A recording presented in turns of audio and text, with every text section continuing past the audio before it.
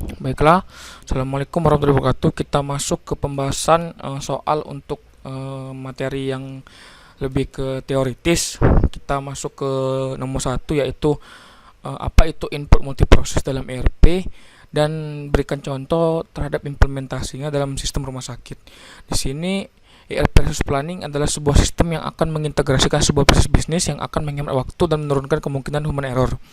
ERP ini memudahkan seseorang dalam melakukan proses hanya dengan satu kali input dan melakukan banyak proses. Bisa kita katakan juga input multiproses. Nah, salah satu contoh pengimplementasiannya dalam sistem rumah sakit adalah ketika petugas rumah sakit ingin mencari data kamar pasien, dia hanya memerlukan input kamar pasien, dan semua data dari kamar maupun setiap pasien yang ada di dalam kamar itu akan tertampil sendiri. Kita masuk ke pembahasan teoritis yang kedua, yaitu beberapa gejala-gejala yang dapat dijadikan pedoman penilaian terhadap implementasi ERP, baik itu keberhasilan maupun kegagalan. Mungkin saya ambilkan yang keberhasilan terlebih dahulu. Itu ada 4 aspek yang bisa jadi faktor penentu, yaitu pemahaman yang jelas tentang tujuan implementasi ERP, komitmen seluruh jajaran manajemen memiliki satu tujuan dan satu misi yang sama sehingga mudah mencapai tujuan yang akan dibuat, manajemen proyek implementasi yang baik, dan yang keempat memiliki tim implementasi yang baik. Dan faktor kegagalan yang mungkin terjadi terhadap implementasi tadi ada beberapa, yaitu perencanaan yang buruk, mungkin dari segi dana, anggaran dan juga jadwal, lalu implementasi yang tidak baik, dan yang terakhir ada tim implementasi yang mungkin tidak terlalu bekerja dengan baik sehingga tujuan yang ingin dicapai dalam implementasi tadi tidak tercapai dengan baik. Mungkin itu saja yang dapat saya sampaikan. Wassalamualaikum warahmatullahi wabarakatuh. Baiklah, Assalamualaikum warahmatullahi wabarakatuh. Saya Thomas Akadapi dari kelas Sirek 6A dengan NIM 0903 128182 333. Di sini akan menjelaskan terkait UTS dari materi kami, yaitu material resource planning. Baiklah, di sini ada soal.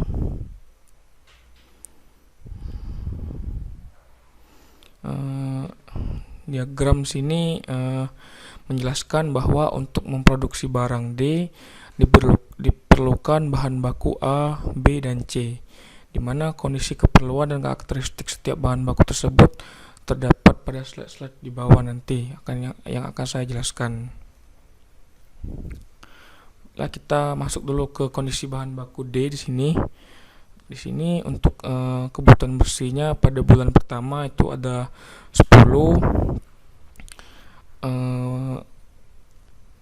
dan pada bulan kedua ada 15, pada bulan ketiga 20, pada bulan keempat itu ada 15, pada bulan kelima 28, pada bulan keenam 15, dan pada bulan ketujuh 20, dan pada bulan ke-8 ada 23.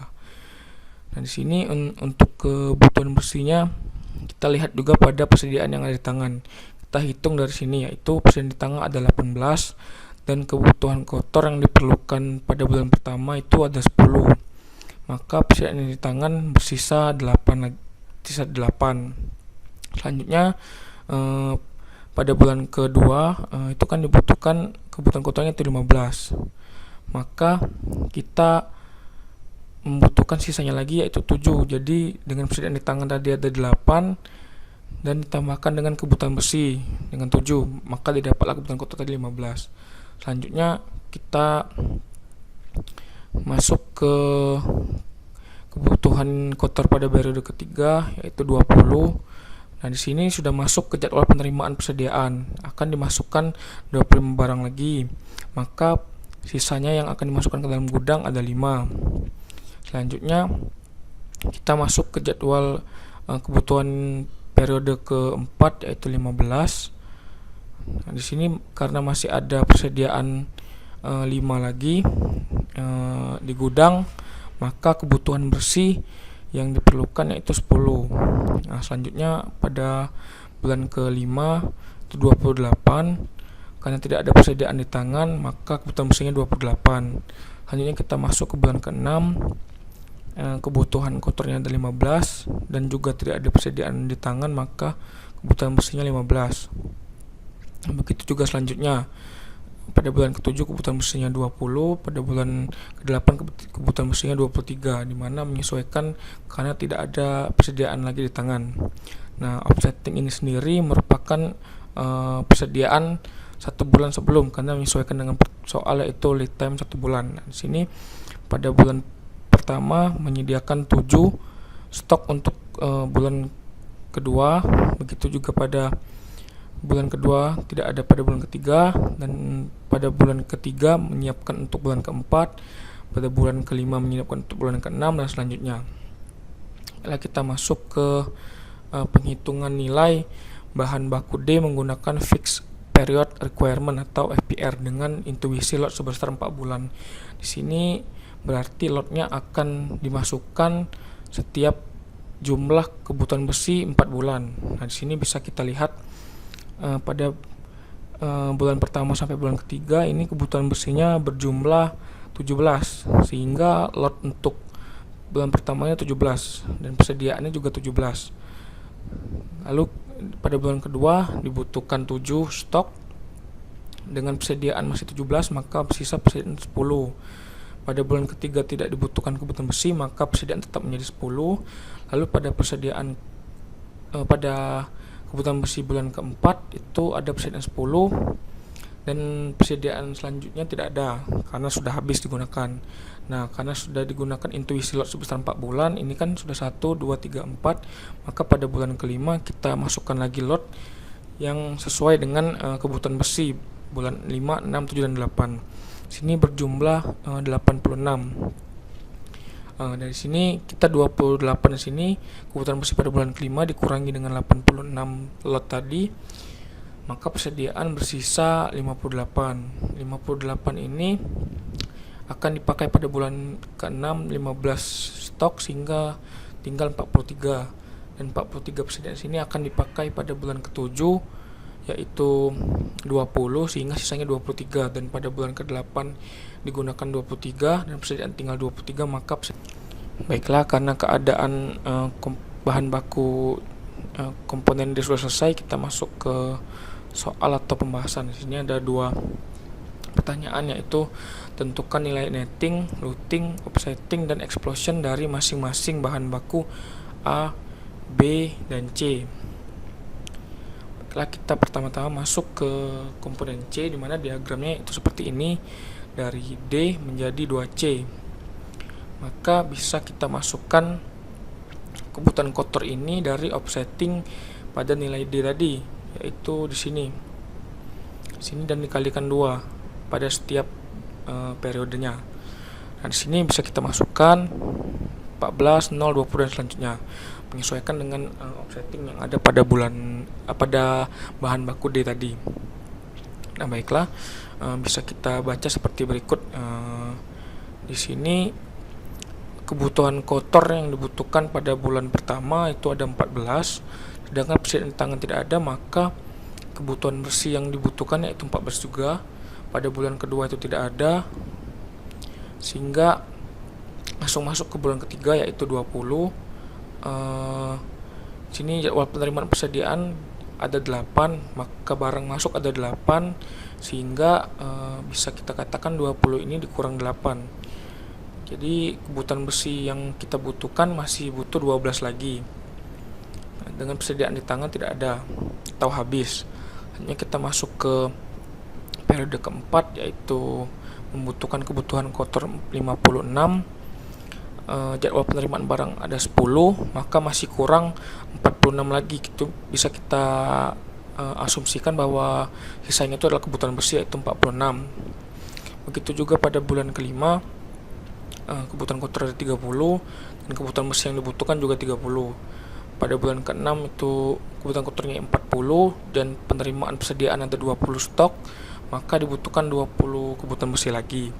Lainnya pada bulan ke-7 ada kebutuhan kotor 46, dengan dibutuhkan kebutuhan bersih juga 46. Pada bulan ke-8 tidak ada kebutuhan kotor dan juga tidak ada persediaan tangan dan juga kebutuhan bersih. Nah, offsetting di sini bisa kita asumsikan sebagai persediaan sebelum 1 bulan, yaitu 14 sebelum bulan 1, 0 sebelum bulan 2, 12 sebelum bulan 3, 46 sebelum bulan 4, 30 sebelum bulan 5, 20 sebelum bulan 6, dan 46 sebelum bulan 7. Nah, bisa kita asumsikan seperti berikut. Nah, kebutuhan bersih dari material tersebut adalah kita tambahkan saja nilai offsetting tadi, yaitu 14, 12, 46, 30, 20 dan 46, sehingga jumlahnya menjadi 168. Sini pencarian nilai looting bahan baku C menggunakan Fixed Period Requirement atau FPR dengan intuisi lot sebesar 4 bulan. Pencarian nilai looting bahan baku C menggunakan load for load dengan lead time 1 bulan. Nah, kita masuk ke pembahasan yang menghitung menggunakan metode FPR dengan intuisi load sebesar 4 bulan. Seperti yang saya jelaskan tadi juga, loadnya itu diambil setiap 4 bulan berarti dari kebutuhan bersih. Nah, ini bisa kita lihat 14 tambah 12 tambah 46 yaitu 72. Dari load ini digunakan kebutuhan bersih 14, bersisa di persediaan tinggal 58. Pada bulan kedua tidak ada, jadi sama persediaan 58. Pada bulan ketiga ada 12, maka persediaan tinggal 46. Pada bulan keempat 46, maka persediaan tinggal 0. Karena sudah 4 bulan, kita masuk ke bulan kelima, kita hitung kembali bulan 5 sampai bulan 8. 30, 20, 46 menjadi 96. Nah, 30 di sini kita kurangi dengan load tadi 96, maka bersisa di persediaan tinggal 66.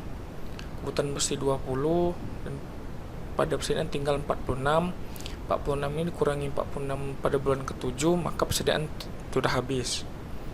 Selanjutnya kita hitung nilai looting bahan baku C menggunakan load for load. Ini adalah tabel load for load kebutuhan bersih. Ya, kebutuhan bersih di sini didapatkan dari tabel di atas tadi, yaitu seperti ini, sama 14 dan loadnya juga 14 dan persediaan menjadi 0. Pada bulan kedua tidak ada kebutuhan, maka semuanya 0, baik itu load dan juga persediaan. Pada bulan ketiga itu 12, loadnya 12, maka persediaan tinggal 0. Pada bulan keempat itu 46, untuk loadnya juga 46, maka persediaan juga 0. Begitu juga pada bulan kelima 30 kebutuhan bersih, loadnya juga 30, kita masukkan, persediaan menjadi 0. Pada bulan ke-6 juga seperti itu, dan pada bulan ke-7 seperti itu, dan juga pada bulan ke-8. Baiklah, mungkin kita masuk ke diagram komponen A. Di sini bisa kita lihat D menjadi 2C dan 2C ini menjadi A. Berarti nilai kebutuhan kotor ini bisa kita asumsikan kita dapatkan dari offsetting pada kebutuhan C ini, sehingga tinggal kita masukkan di sini kebutuhan kotornya sebagai berikut, lalu kita hitung. Jadi seperti ini, kebutuhan kotor sebelum bulan pertama itu 14 dan persediaan tangan masih ada 22. Lalu bersisa 8 di tangan, kita masuk lagi ke bulan 12 dengan persediaan masih 8, maka masih berkurang 4, maka kebutuhan bersihnya kita masukkan 4. Nah, di sini pada jadwal penerimaan persediaan pada bulan ketiga itu masuk 15 barang, yang dibutuhkan kebutuhan kotor pada bulan ketiga ada 46. Lalu 15 tadi 46 dikurangi 15, bersisa kebutuhan bersihnya masih butuh lagi sehingga bisa mencapai 46, yaitu 31, dengan persediaan di tangan tidak ada. Selanjutnya pada bulan keempat kebutuhan kotor 30, maka kebutuhan bersihnya juga 30. Pada bulan kelima juga seperti itu, kebutuhan kotornya 20 dan kebutuhan bersihnya juga 20. Dan terakhir pada bulan ke-6 ini masuk penerimaan persediaan sebesar 20, namun masih membutuhkan lagi 26, yaitu kita masukkan ke kebutuhan bersih. Nah, di sini tinggal kita hitung saja, 46 dikurang 20 menjadi 26. Nah, offsetting di sini juga sama, lead time-nya 2 bulan, 1 bulan masuk saya. Jadi setiap 1 bulan menyiapkan untuk kebutuhan pada bulan selanjutnya. pada bulan pertama ada 4 untuk bulan kedua, 31 untuk bulan ketiga, 30 untuk bulan keempat, 20 untuk bulan kelima, dan selanjutnya.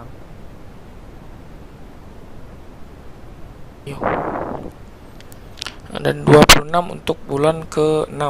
Maka besaran nettingnya itu kita masukkan saja sesuai dengan nilai offsetting, yaitu 4, 31, 30, 20, 26 yang berjumlah 111. Rata-rata kebutuhan dalam 8 bulan sebesar 450 unit dengan biaya pemesanan sebesar 2.000 per pesan dan biaya penyimpanan sebesar 2.500 per unit atau periode. Pencarian nilai looting bahan baku C menggunakan Economy Order Quantity atau EQQ, dan juga lead time-nya 1 bulan. Nah, kita masuk ke penghitungan menggunakan Economy Order Quantity. Kita masukkan rumus tadi 2 per H, yaitu 2 kali 4,5 dikali 2000 dan dibagi 2500 hingga mendapat 27 lot. Di sini kita masukkan saja. Kebutuhan bersih ini kita dapat dari, seperti yang saya katakan tadi ya, ini kita dapatkan dari offsetting di sini. Nah, di sini offsetting. Baiklah, kita masuk untuk menghitung nilai looting bahan baku A menggunakan Economy Order Quantity atau EOQ. Rumusnya sini ada akar 2DK per H. Kita masukkan saja, jadi 2 kali 111 kali 2000 per 2500 diakarkan, hasilnya 13, sekian. Kita buatkan saja menjadi 14, jadi lotnya itu ada 14. Kita masuk ke tabel. Di sini kebutuhan bersih pada bulan pertama itu belum ada kebutuhan bersih, maka lotnya juga belum perlu dimasukkan. Pada bulan kedua itu baru kebutuhannya bersihnya baru ada, yaitu 4. Kita masukkan lotnya 14.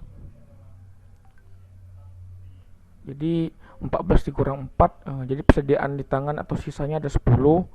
Lalu pada bulan ketiga membutuhkan 31.